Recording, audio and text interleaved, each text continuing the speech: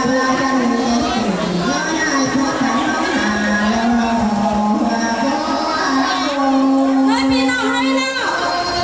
để không bỏ lỡ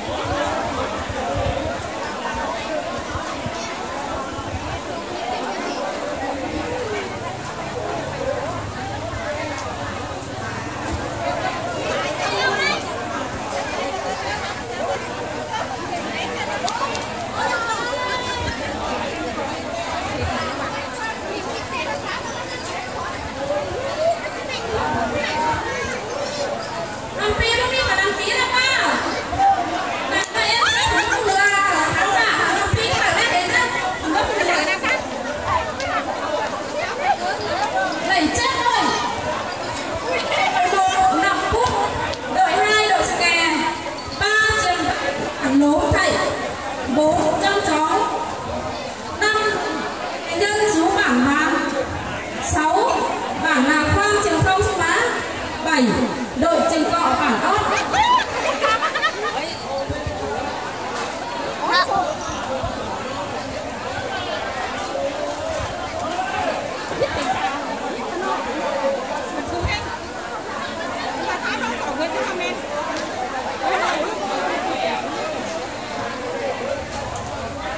Cách in đi xí cách ơi.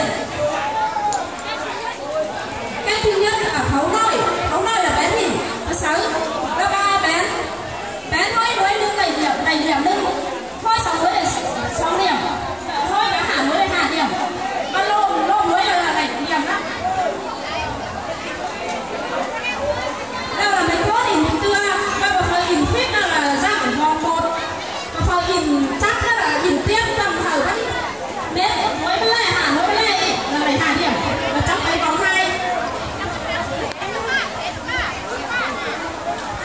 Mắt hốt nôi thì nó chấm non mắt hốt luộc cái lưới. Đó là chấm bén tưa lưng. Đó là nó hốt chân lão là chấm bén đi vậy. Là rêu. Mắt hốt nôi ăn là lột sẽ là suối đó. Mà này bây giờ là hay là lột sẽ là cái này đâu. Cái này điểm đâu. Đây là mắt ổn hèn. Mắt ổn hèn. Hoa hèn ổn hèn nó đi đấy.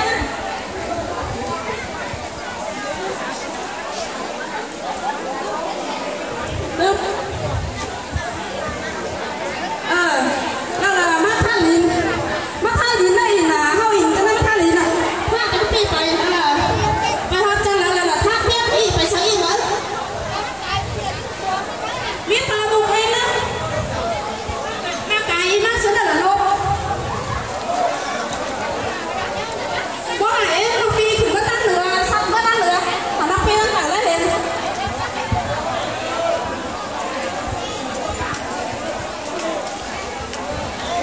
Bố em hù luôn hiểu luôn nó quá. Bắt đầu đó. Hoa đợi số 1.